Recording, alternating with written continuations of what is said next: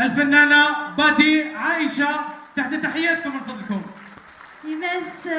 يمس تزوزنا شحال هاد السنين بادي لالا زنيني تنوير تنقران تروكن جوك ديال ليس